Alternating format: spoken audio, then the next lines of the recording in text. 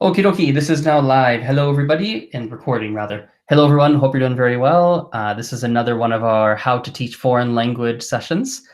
For those of you watching the recorded version, which is obviously going to be the majority of you, I would think.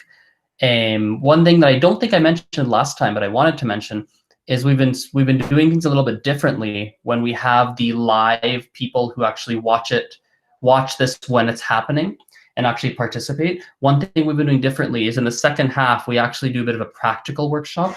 So we actually start to practice some of the things that we talked about and did together in the recorded portion where I just kind of talked. Before, what we used to do is the second half was just kind of Q&A, but now we're not just doing Q&A, now we're just doing some actual practical hands-on things so people can practice the different teaching concepts we talk about.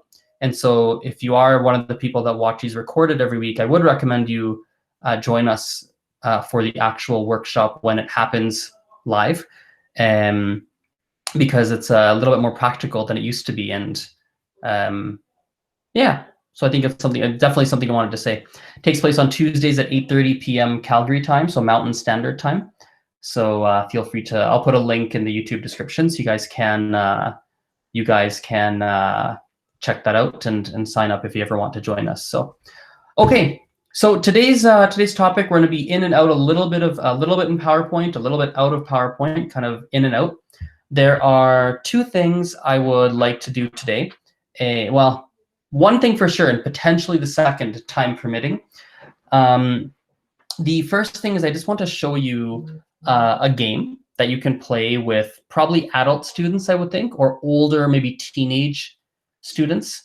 If you've been here before or you've watched some of the pre-recorded video ones, you know that I'm a really big fan of using certain activities and games in classes.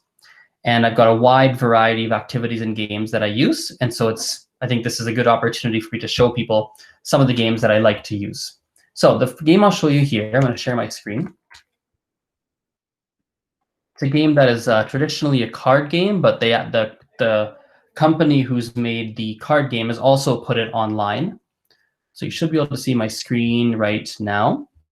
So this game is called Hanabi. It's a cooperative game. It requires some strategy. So when you're playing with younger kids, it's not a good idea. It's too hard, I find. It's also not great for adults who don't like strategy types of games. So it's not really the best game for everybody, but it is a good game for, I suppose, people that like a little bit of strategy-oriented games. So what I'm going to do is I'm just going to create a room just to show you how this works. Let's just make it whatever, 3 players is fine. New game. Let's add my name, so Azrin. Now, normally, if I was playing with other people, I would simply share this link here, hanabi.card/tiredmanateeindigo. I would share that with whoever I wanted to play with, my students in this case.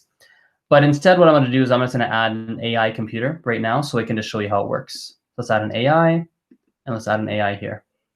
So the game does have a tutorial, so you could go watch the tutorial to figure out how to play. But I'll give you a very quick rundown right now. As you can see, I can see my opponent's hand. I can see they have these blue cards, a blue 1, a blue 4, a red 2, a yellow 4, a blue 1. This person has a yellow 2, a green 2, white 2, red 2, green 2, etc. But I cannot see my hand, right? It's all flipped over. All I know is this is a yellow card here, I've been told. The purpose of the game is essentially to give the other players hints, right? As you can see here, AI1, number 2 hinted AI1 about blue A, B, E. So they told one of the AI players that you have 3 blue cards. And the goal of the game, basically, it's actually easier to show if I show it in a different tab here. I show it like this. Hanabi images. Find, Hanabi game. We scroll down here and we find, here we go. The goal is to line up the cards by number and by color. So we want to line up all the reds, all the whites, all the yellows, all the blues, all the greens, You essentially want to line them up. There's a lot of strategy involved in the game. I'd recommend if you actually do choose to play the game that you go through the tutorial, because I'm not going to go through all the strategy in the entire game fully today, because this isn't really a gaming club per se. But it's a pretty fun game. The game consists in you giving hints to the other players about their cards. So it's my turn now. Like, you have to play a 1 first. So this guy has a 1. This player number 2 has already told him it's blue. So I'm going to tell him here that he has some 1s. So if you understand the strategy, now the player understands that he has 2 blue 1s. So on his turn, if he's got any brain whatsoever, he's going to, oops, shoot, I went back. Oh, no. Oh, good. If he's got any brain whatsoever, he played his blue 1 up here, as you can see. So now we've gotten 1 point. Now, you might be thinking, Azan, what the heck? What's the language connection? How do you use this how do you use this to teach language? Well, the way you use it to teach language is that this game is so simple in terms of there's no language, there's not a lot of language required to play this game.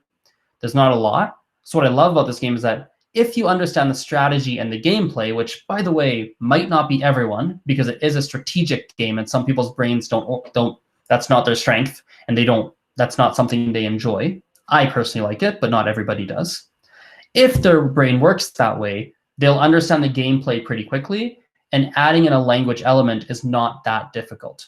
What I do when I play this game is I will tell, when it's time for me to give a hint. So if I'm telling, like let's say I want to tell AI number 1 that he has, I don't know, that he's got a red 2. Let's say that's what I want to tell him. I would now have to tell the person, hey, you have a red 2. And I would have to say that in the target language. So if I was teaching French, I would say, tu as un de rouge. Right? I would say that in French. Or if I said in Spanish, tienes un dos rojo, or whatever language I was teaching. And you have to give that hint. When you play a card, such as this player did here, he played a blue 1, you have to say, I have a blue 1. J'ai un bleu. Tengo uno azul. Or whatever language, everyone's teaching different languages, obviously. Very simple language needed for the game. You need to know some colors. You need to know numbers 1 to 5. You need to know how to say you have.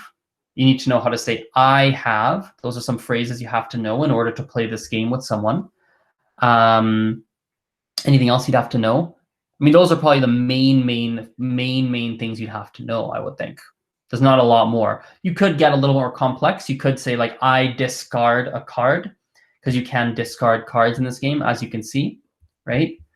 Or you could even start to, when I've done this with groups in the past that were a little bit more advanced, or maybe wanted a bit more of a challenge, we'll start to incorporate some other things. So, for instance, sometimes a player makes a mistake, especially if you play in person. If you play online, it's harder. But if you play this in person, because you can purchase this game, and a player plays a card they're technically not allowed to play, you might teach them a phrase like, oh, you can't play that card. You can't play that card. Another variation of this game I've played, it's technically breaking the rules, but I do like it for language purposes, is if when you're playing the game, instead of only being allowed to give hints about number or color, when you play online, that's all you can say. I can say, oh, you have a yellow, you have 3 blue cards, you have 1 2, you have 3 4s, right?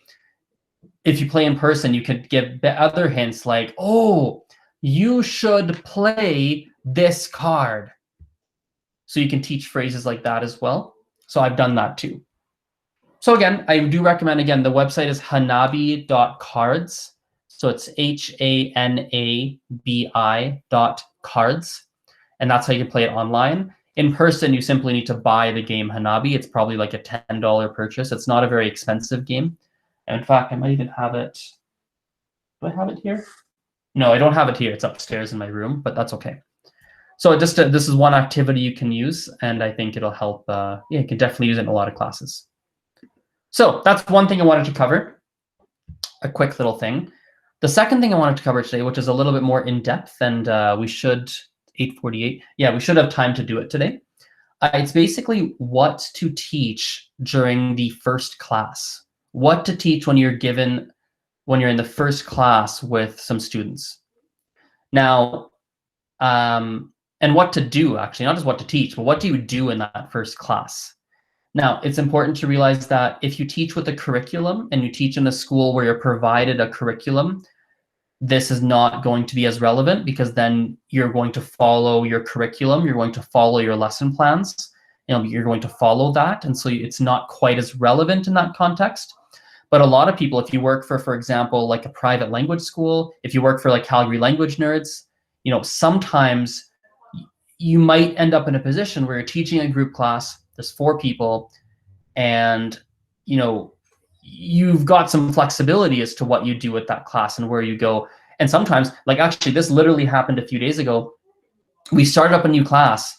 I didn't know any of the students in the class. We're running the class through a third party. Some people signed up. I've never met them. I talked to one of them a little bit. We were just told, hey, class is starting. This is kind of what's going to happen. Here's the schedule. I was like, all right. Didn't know their level. I knew nothing going into the class. And there's, I think, three people in the class, I believe. 3? Is it 2 or 3? Regardless, 2 or 3 people in the class. So the teacher going into the class literally knew nothing, and they have to figure out how they're going to teach this class. So that's the type of scenario that this is going to be really useful for. So people who work for Calgary Language Nerds, this will be useful. Other schools, other places, maybe useful, maybe not, depending on how things are run. So, and so the first thing that has to happen, and as I said, I'm gonna do a little bit of screen sharing here and a little bit of not. Right now, I don't need to share anything. The first thing that you should be doing is you have to talk to the person and ask them questions about themselves. You have to break the ice. Break the ice. Because they don't know you, you don't know them. They're probably nervous, a little bit nervous. They don't know you that well. So you got to break the ice.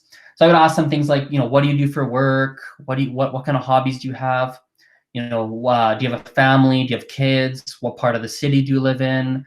Why are you learning the language? Whatever. A lot of questions like that to get to know them.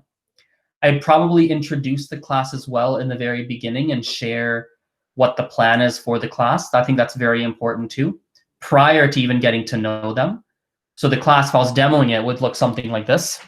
Hey, hey guys, there's a few of you watching this right now that are actually part of the workshop. Let's say we're in a class. I might say, hey guys, well, it's really nice to meet you. My name's Azrin. I'm going to be the one teaching this, Chinese class. And here's kind of what we're going to do today. I thought first it'd be good if we got to know each other a little bit. So it'd be nice to hear a little bit about everybody. Second of all, I am going to basically get an idea of what people's level is.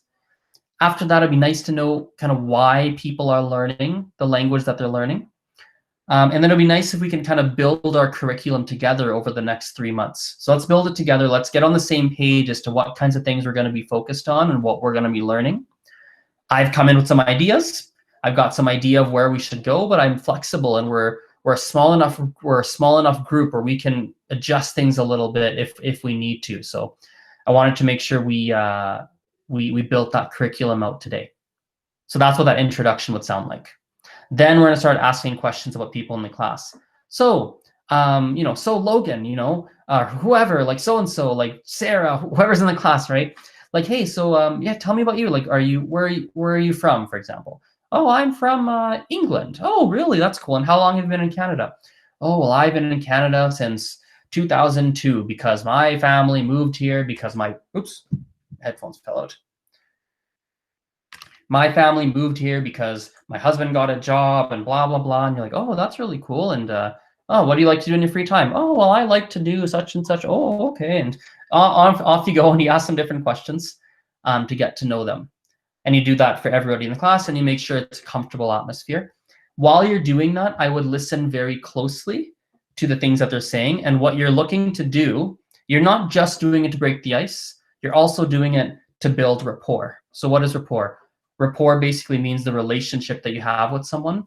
One of the things that is really important when it comes to rapport is having things in common with someone.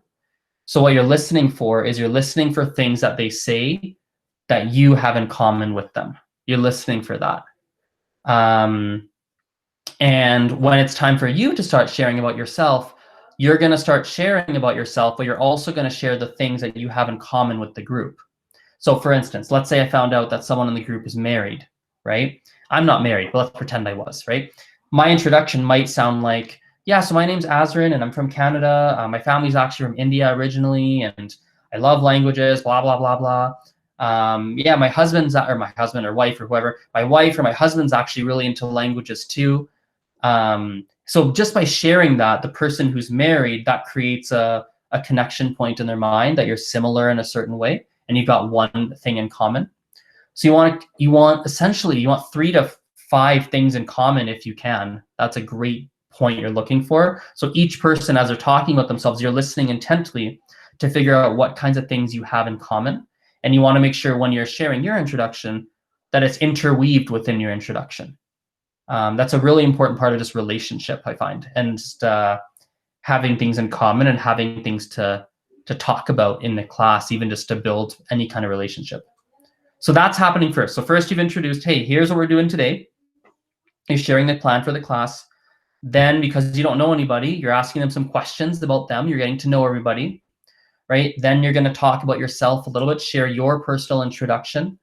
You also want to make sure you've intertwined some things about the people that you've learned that you have in common with the rest of the class. That's really important. So you've done that. You've shared your expertise. You shared kind of your teaching background. You shared some hobbies. You've shared about yourself. Now we're going to jump into a rough level assessment. Now we're not going to, this is where I want to share my screen. There's a whole separate session on rough level assessments. Let me do my screen share here. Here we go. I don't want to go through the whole PowerPoint again because I've already done it once, so you can go back and watch that one, but I'll very quickly walk you through it. So you should be able to see my screen momentarily. There goes my bouncy ball. That's okay. So rough level assessment is to get a general idea of where they're at, right? So again, I actually don't want to go through all of this, but I did a whole session on how to do a rough level assessment. So you're going to do a rough level assessment. Maybe I'll put the link for this in the description or something. Basically, the 4 steps of it. We can do it quickly.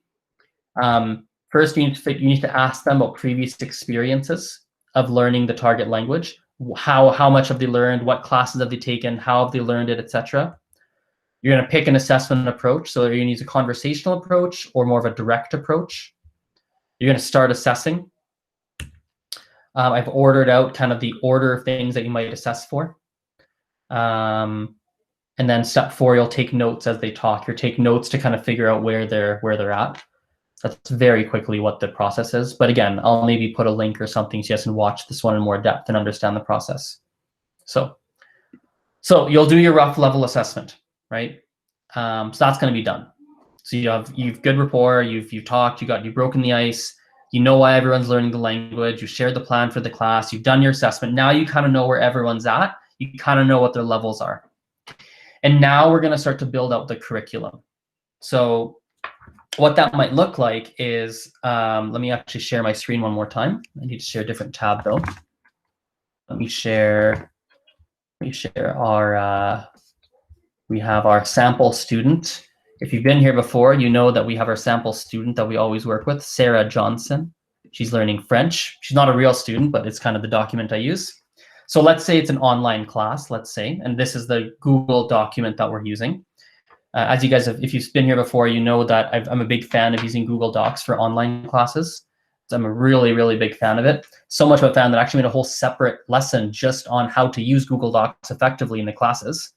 But regardless, right? So when you're building this curriculum out, this is where you'll have this shared. You'll be sharing your screen like I'm doing it now, and it'll sound something like this. Let's say we've just done this. Let's say we've established this group. Basically has a base in, let's say, French, but they're still on the beginner side, and they can't really string words together, and they can't really fully talk. I might say something like this. All right, well, it seems like you guys really struggle with kind of getting the words out of your mouth. Why is that, guys? Why do you feel you struggle with that? oh, well, for me, it's because person one says, well, for me, it's because I don't, yeah, I really don't, I don't know how to conjugate verbs. Like I always get mixed up in the conjugations. I'm gonna go, oh, okay. So we might need to look at, oh, is my Google Doc working? There we go. Oh, interesting. We might need to look at verb conjugations. Okay, let's make this bigger. You might need to look at verb conjugations. Interesting. Okay, that might be something we have to look at. What tenses do you struggle with? Oh man, I hate the past tense. Oh, really? Okay. So we need to look at perhaps the passé composé. Okay, perhaps you should look at that. Okay, passé composé in French. Okay. Anyone else struggle with passé composé? Oh, everyone else goes, oh yeah, it's so hard. Oh my goodness. So everyone struggles. That's something you're gonna look at. Okay, cool. Maybe that's something we should focus on in the class. Great. Are there other verb conjugations that are hard for you? Well, person number two says, well, you know, I always mix up those irregular verbs. Okay, irregular verbs. In the past as well? Well, present and past. Oh, okay, so present and past. Interesting. Wow, anyone else struggle with that? One person says, well, I'm pretty good with those actually. Other two go, oh, I really struggle. I'm like, okay, one person doesn't struggle, two do. Okay, to balance it out, maybe we'll focus a little bit on this. We will go through this, and it'll be more of a review for so-and-so, and it'll be kind of new for you guys, but maybe we'll do it, we'll focus on it some, and perhaps in the lessons, I'll try and go above and beyond and really challenge the one person who already has seen it. Maybe that's what we can do. Cool, so everyone, seems like we have a pretty big grammar focus. So is that what we're doing here? We're gonna have a big grammar course. Is that what you guys want to work on? Oh, and person number three goes, well, yeah, but I really want to make sure we get some speaking in. Like, I don't only want to do grammar every time. I'd say, yeah, that's a good point. We don't only want to do grammar. I agree with you. Why don't we do this, guys? Why don't we do like half the class? We can really kind of nail down some of the grammar. We can focus primarily on passé composé, and we can focus on these irregular verbs. We can just really kind of focus on the grammar. We can do some drills. It might even be kind of like maybe very kind of like rote memory techniques. Like, it's not going to be the most fun and games, but it's just going to be really trying to get those in your head. And maybe for the second half of the class, let's even write this in here. So first half, let's write this in. First half, verb conjugations, right? And we're going to focus on passé composé and irregular verbs.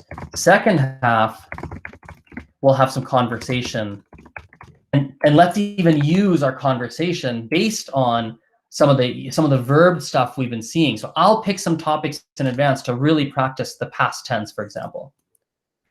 And the group goes, oh yeah, that sounds pretty good. Okay, cool, that sounds pretty good. Is there anything else over the next couple of months that you guys would really like to focus on in the class? Everyone thinks, no, I don't think so. I think that sounds pretty good. And I go, awesome. So if we can, over the next 2 months, if we can really kind of, if everyone can feel more confident kind of with that passé composé or in the irregular verbs, like, does that feel like a win for everyone? They go, yeah, it sounds pretty good. Awesome. This is kind of what we'll focus on then. Fantastic. So that's kind of what that would look like. I obviously role played and demoed different people. But that's kind of what that would look like. Now, what's important is that you have to be the one who leads this. What that means is you're not just asking them, what do you want to do? Okay, sure, let's do that. Like, you've got to be the one leading it. Like, you need to be the person who, in your head, when they're talking, you need to listen and be like, okay, they're saying that they struggle with X, Y, Z, X, Y, Z. That probably means we're going to have to work on blah, blah, blah, blah, blah. Okay, and you've already got that going in your head. And you already kind of have a bit of a plan of what you think needs to happen. If you don't, you probably need to take a lot of notes in that first class, and you need to tell the class that, hey, like, okay, we got a lot of good things here. I think what I'm going to do is I'm going to sit on this for a couple of days, and I'm going to think about it, and I'm going to organize this, make this into a good plan for us to follow to really make sure we can hit some of these outcomes, and I'm going to share that with you in the next couple of days. They'll say, okay, cool. So if you can't do it on the spot, I can do it on the spot because I've taught a lot. If you can't, you might need to think about it. You might say, okay, we got a couple of good focus points. I have a couple of good ideas of what I think we should do, but let me sit on it for a couple of days so I can really make a good plan for you guys. that might be something you choose to do. For people who work at Calgary Language Nerds, that might be a time where you ask me for help. You make a bit of a plan and then you ask me for help to come and maybe finish the plan or things of that nature. So that's kind of what that first class should look like if you don't already have a curriculum already in place. That's probably what that class should look like. In the class now, all of this that we said, the telling the class what we're going to do, the getting to know the class, you actively listening, and then you sharing your own personal introduction, incorporating the stuff that they said that you have in common, the rough level assessment, understanding why they're learning, building this curriculum, that probably should take about 30 to 40 minutes, I would think. Maybe 30 sounds like, depends if it's a private class or group class, but probably 45 minutes max, I would think. It shouldn't take a whole, if your class is 1 hour long or maybe hour and a half long, I don't think this should take the whole class, probably 45 minutes. So you should still have some kind of activity planned for the rest of that class. If you don't know their levels going in, you better have like 8 activities planned at different levels, just in case. You can't plan one activity and all of a sudden you're like, oh my God, they're way more advanced than I thought, or they're worse than I thought, or you better have a couple backups planned just in case, because if you don't know the group, you don't know what to do. You can't know in advance. You better have a few different ideas, right, in advance. As you start to teach more, like I don't prepare as much anymore because I have so many activities and ideas and games. So like when I see people at a certain level, my brain automatically remembers different activities we can do. But initially I couldn't do that. In fact, very recently I was teaching let's stop the screen share.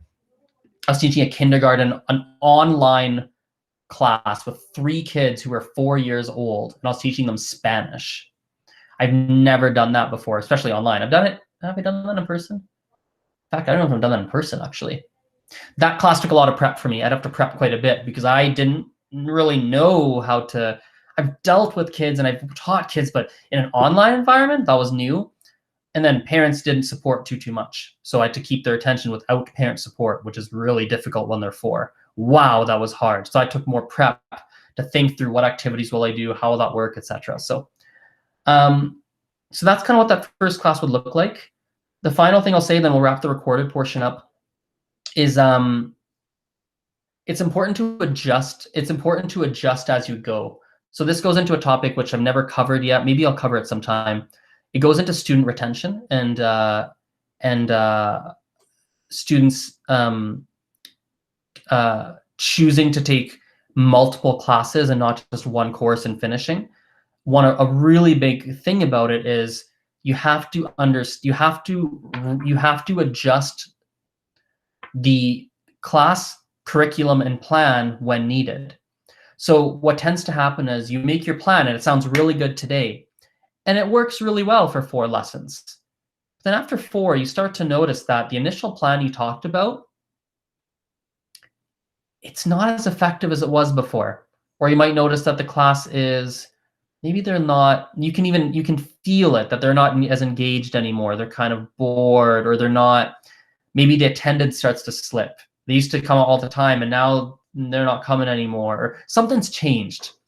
You've got to adjust. You've got to now bring it up. You have to say, hey guys, I've noticed that I want to talk about the plan. Like 5 weeks ago, we mentioned we're going to focus on the passé composé and the conversation. Like, how's that working for you guys? What do you guys think of that?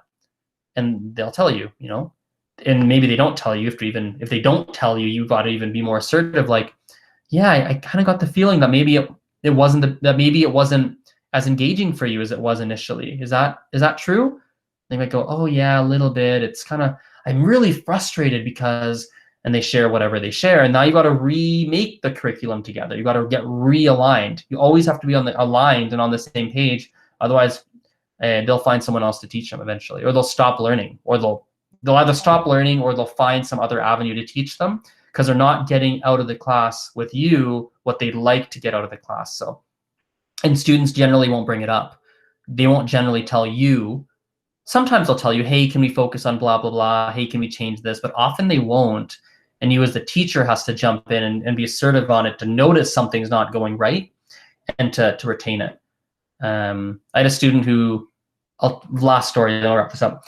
I had a student who recently, a French student, And this is a private class, not a group class. Initially, when we started taking classes, the focus was heavily on preparing for a specific language exam, a very advanced language exam, actually. She's quite strong in French. And we were working on that for a good month. After a while, I noticed that, I forget if I noticed or she brought it up, but she's like, hey, Azarin, I'm going to be moving to a Francophone area soon. I really struggle with the day-to-day writing, like writing emails about like day-to-day stuff. So then we switched the focus to, we actually switched the focus to focusing on that because the stuff we were working on wasn't quite as engaging. She stopped doing her homework. It was a bit, So then we did that. And then very recently, literally on like a couple days ago, not even like a few days ago, we had one of our final classes, and she's really strong in French. And I literally said, hey, we've been working on this writing thing. You've gotten really good. We were working on that test, and then you kind of realize that's not something you wanted to do. You speak French super fluently. You make almost no mistakes. You understand everything people tell you. Like, do we need to keep taking classes? Maybe we're done here. Like, because I felt we're misaligned. We're at the time we were working on our writing, but it was easy for her. So we're misaligned. And I was like, do we need to keep taking classes? I don't know. Maybe we do. I don't know. We talked about it. We hashed through different options. I shared some of my perspectives. We had a whole conversation about it. And in the end, we realized that the gap that she has right now is she struggles to, when we get really unfamiliar types of topics that she hasn't encountered much of, that are more technical, she can't talk about them, and she'd like to be able to talk about them. So now she's repurchasing another 4 months of classes because we've gotten realigned, and we've decided, we have alignment on what we're working on again, versus before we didn't. I could feel we were just misaligned. So, all right, let's wrap up the recorded portion, and we'll start this kind of workshop and Q&A portion. So thanks for the people who watched the recorded part of this. Feel free to join us next week, same time, same place, 8:30 p.m. Mountain Standard Time. I'll put a link in the description. And have a good day/night. See you.